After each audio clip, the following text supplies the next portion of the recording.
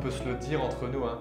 En 2020, on a vécu des choses qu'on n'a jamais pensé vivre un jour. Une grande majorité des nôtres ont frôlé la mort et malheureusement, certains ont même été emportés par elle. Pour d'autres, ce ne sont pas des proches qu'ils ont perdus, mais c'est d'autres choses qui sont mortes. Des rêves, des projets, des directions, des choses qu'on voyait grandir, mais qui finalement ne sont pas allées plus loin que leur commencement. Trop de choses ont été stoppées. Et c'est ici les conséquences d'une pandémie mondiale. Mais vous savez, 2020 était aussi marqué par d'autres tragédies. On peut penser à la mort de George Floyd, à l'explosion du port de Beyrouth, ou encore à des feux de forêt en Australie qui ont ravagé un écosystème unique au monde. Est-ce que vous saviez qu'en 2020, 980 catastrophes naturelles ont été dénombrées? Et à cela, on peut même ajouter tout ce qu'on peut vivre chacun personnellement dans nos vies. Quand on vit une année comme 2020, on se dit obligatoirement vivement la prochaine année. Combien d'entre nous, le 31 décembre 2020, on s'est dit 2020 ce sera facile à battre, 2021, come on, let's go, on est là, c'est parti. Mais j'aimerais te poser une petite question qui pique maintenant qu'on est en février 2021. Un mois qu'on est dans cette nouvelle année. Et finalement, qu'est-ce qui a changé avec l'année passée? Est-ce que ta vie a vraiment été changée ou est-ce que c'est toujours la même chose? L'autre fois, j'ai entendu quelqu'un dire « Purée, vivement que cette année se termine ». Et je me suis dit, what? On est que en janvier, c'est que le début. Tu sais ce que ça veut dire? Un mois que l'on est dans la nouvelle année. Et la seule chose qui a changé, c'est le 1 à la place du 0. Changer un chiffre n'a jamais changé nos vies et on vit exactement comme avant. Maintenant, j'aimerais te dire, ton année 2021 peut être bien meilleure que 2020. Et pour cela, écoute cette vidéo jusqu'au bout, mais réfléchis aussi à ce qui va être dit dedans. Si je dis ça, c'est parce que pour moi, 2021 a très bien commencé. Mais la simple raison, et certains vont se dire quoi? C'était que pour moi, 2020 a été une année que j'ai appréciée. C'était dur, mon père a failli mourir, des projets se sont arrêtés, j'étais bloqué chez moi, mais cette année m'a apporté beaucoup de choses. Et vous savez, je suis d'accord, et c'était dur et je veux minimiser la souffrance de personne.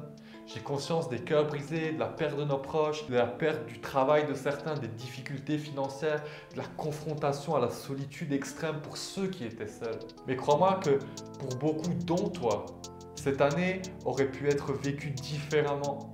Pas si les circonstances extérieures étaient différentes, mais si c'était différent à l'intérieur de toi. Pour que 2021 devienne une bonne année, il ne faut pas des circonstances extérieures qui changent, mais que ça change à l'intérieur de toi. Et j'aime beaucoup ce que dit le pasteur Gaëtan Brassard. Ce qui change les choses, ce n'est pas l'année nouvelle, mais c'est la bonne nouvelle. Et j'aimerais te raconter au travers d'une histoire ce qu'est cette bonne nouvelle qui peut changer ton année 2021, mais aussi 2022, 2023, 2024, 2025 et ça jusqu'au bout.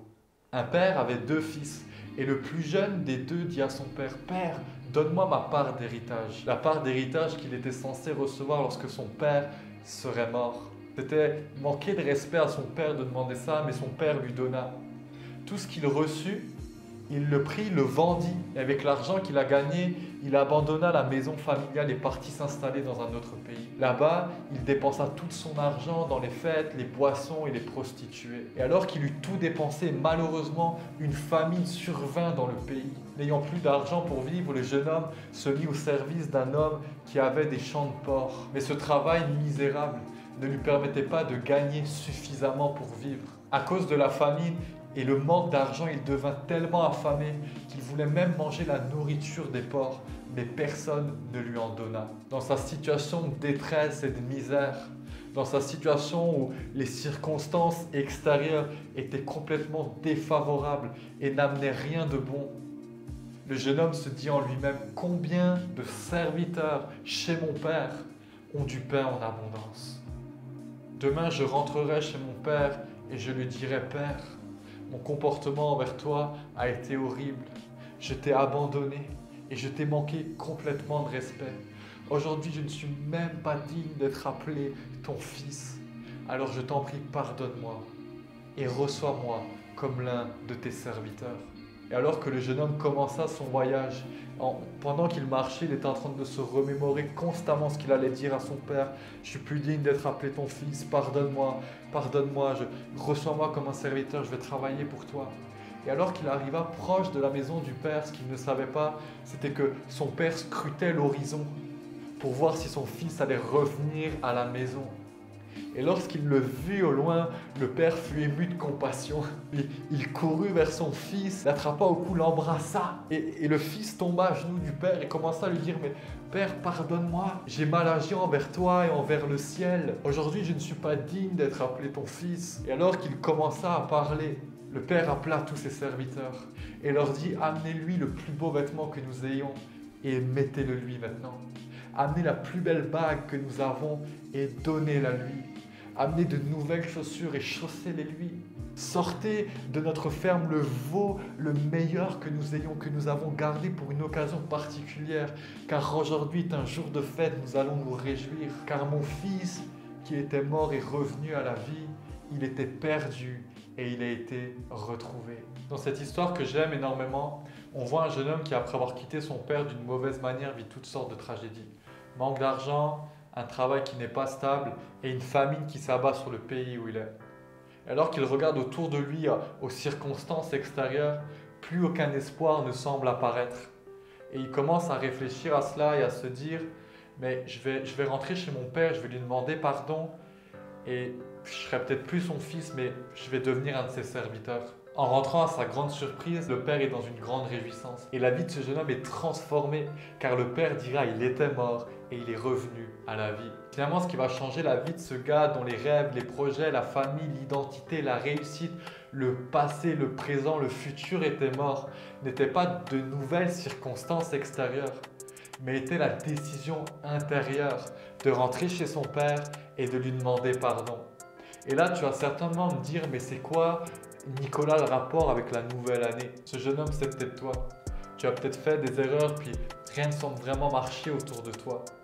2021 devait être pour toi un nouveau départ, mais finalement, ta vie n'a pas été changée. De nouvelles circonstances extérieures n'ont rien changé en toi, ni pour toi. Et c'est normal, parce que ce n'est pas d'une année nouvelle dont tu as besoin, mais d'une bonne nouvelle.